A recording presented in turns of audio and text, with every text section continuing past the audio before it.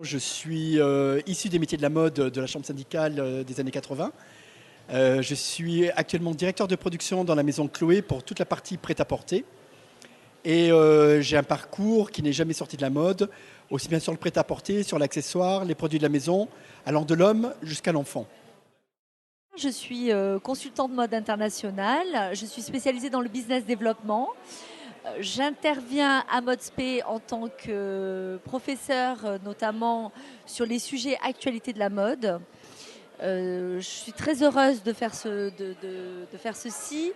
En fait, l'intérêt pour les étudiants, au-delà de leur formation management, c'est de pouvoir s'imprégner du monde de la mode, d'être bien évidemment au contact, grâce notamment à mon travail, des actualités, notamment les Fashion Week, tout ce qui est les événements professionnels, les produits, les marques, en fait, véritablement, aujourd'hui, que font les marques, sur quel marché, pour quelle distribution.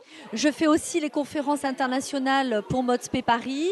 Je présente l'étude de marché, notamment en termes de l'offre, de la distribution, et des moyens de commercialisation. Parce qu'aujourd'hui, les étudiants ont besoin de comprendre comment fonctionne le marché, tant au niveau de l'offre que de sa distribution.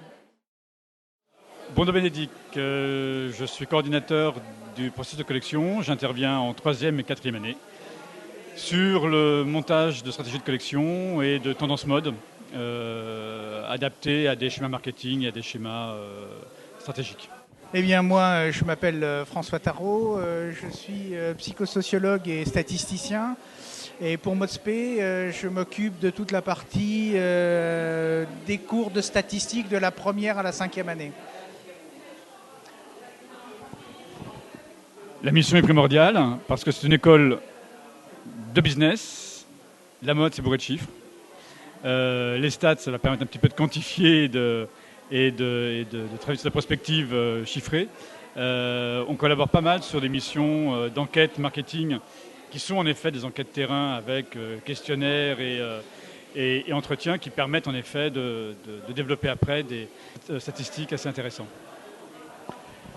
En fait, à Modspé, je pense que tout le monde l'a compris, c'est une formation de marketing de la mode, mais dans marketing de la mode, il y a aussi le mot marketing. Et le marketing, c'est effectivement beaucoup de chiffres. Et en fait, l'idée, c'est de permettre aux étudiants d'avoir une certaine rationalité sur l'analyse du chiffre, que ce soit du chiffre d'affaires, des études marketing ou autre chose. Donc c'est leur donner, au travers de ce que moi j'enseigne, aussi en collaboration avec mes collègues, notamment ce qui concerne les études marketing, mais aussi la recherche marketing, c'est de faire en sorte que les étudiants puissent poser de manière rationnelle un certain nombre d'éléments qui sont capitaux dans leur activité. C'est l'analyse des tableaux de bord, c'est le suivi des tableaux de bord, c'est la compréhension des comportements des clients, c'est tous ces éléments qui peuvent être chiffrés, puisque en fait, en dehors de Modspé, je travaille aussi à l'université et je m'occupe de modélisation mathématique du comportement. Donc tous ces éléments-là concourent à leur donner une valeur ajoutée par rapport aux écoles de commerce classiques qui voudraient venir dans la mode. Et puis dans le marketing de la mode, il y a mode. Et là, c'est l'intuitif, l'esthétique, l'harmonisation des gammes matières, des colorations, des volumes, d'une démarche créative globale. J'enseigne en 1re année auprès d'élèves qui viennent d'intégrer l'école. Je leur prodigue différents cours. D'abord un module sur l'illustration de mode. L'idée, c'est de savoir se servir d'un crayon, tout simplement. Puis de faire des dessins de mode, avoir une culture de mode et savoir comment on établit un croquis, puisqu'ils sont amenés à être chefs de produit, travailler avec des stylistes. Eux-mêmes ne seront pas stylistes, à moins qu'ils souhaitent le devenir, mais de savoir comment les choses s'agencent quand on travaille au sein d'une équipe avec un styliste, avec des graphistes, et quelles sont les contraintes qu'on peut rencontrer. Donc ça, c'est le premier module que je propose. Le second module consiste à avoir des notions d'infographie, notamment au travers des logiciels comme Photoshop, Illustrator et InDesign.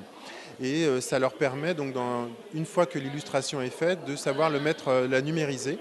Ça implique donc de savoir travailler le travail vectoriel, la composition d'une image, différentes techniques qui sont nécessaires à la bonne production d'un dessin.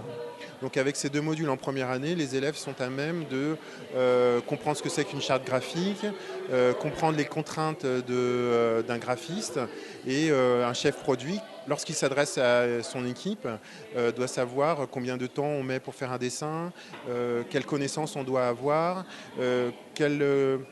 comment s'assurer que le dessin est dans des bonnes conditions pour pouvoir l'exploiter plus tard.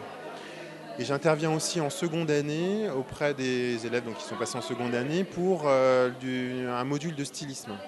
Donc ça reprend les connaissances qu'on a développées en première année. C'est en fait un module en trois étapes. Et en fait, ça vient finaliser mon intervention. Après l'illustration, après l'infographie, vient la composition d'un dossier de style avec des recherches de matière, avec des dessins qu'on a développés en première année, comment la mettre en couleur, comment rechercher des matières et les mettre dans le dessin. Bonjour, je m'appelle Yann Rivoilan, je suis un des 3 fondateurs d'une société qui s'appelle The Other Store, société qui travaille avec des marques comme Naf Naf, Aigle, Le Tanner ou Claudie Pierlot.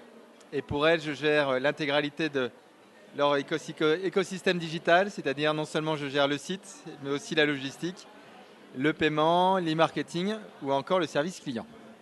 Alors j'ai le très grand honneur de pouvoir intervenir à Modsp depuis maintenant plusieurs années. Et j'enseigne auprès des étudiants l'évolution du digital pour les marques, pour la mode, de façon à pouvoir, pour chacun des étudiants, avoir une véritable vision de comment le secteur va évoluer, comment leur métier va évoluer et comment la distribution va changer pour qu'ils arrivent à mieux se placer et à mieux réussir au sein de chacune des sociétés, à trouver non seulement leur place, mais aussi changer l'organisation. J'interviens donc pendant de nombreuses heures de façon à pouvoir leur transmettre chaque fois ces merveilleuses innovations qui peuvent arriver, leur permettre de comprendre au-delà de leur quotidien, de ce qu'ils peuvent voir sur Facebook ou sur chacun des sites dans le secteur de la mode, les tenants et les aboutissants qu'ils peuvent arriver.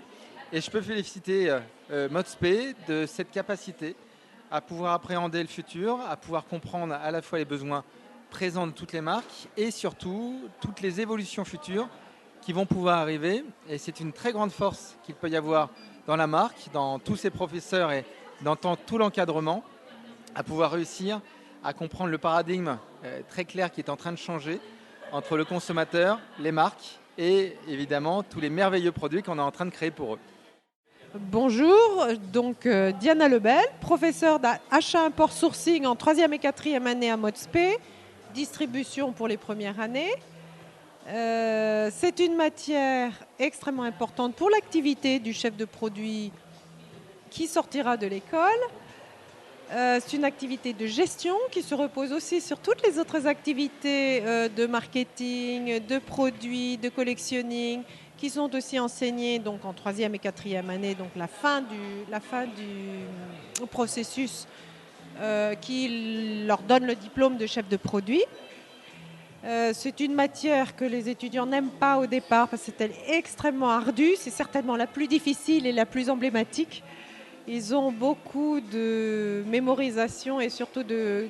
Je ne dis pas que c'est de la mathématique parce que ce n'est pas de la mathématique, c'est logique, mais eux doivent faire appel à leurs notions chiffrées, ils n'aiment pas ça. Mais le métier d'acheteur, c'est quand même le plus beau métier du monde. Et quand ils sortent de ce cours, ils sont réellement opérationnels. Ils savent comment ils vont faire gagner de l'argent à l'entreprise.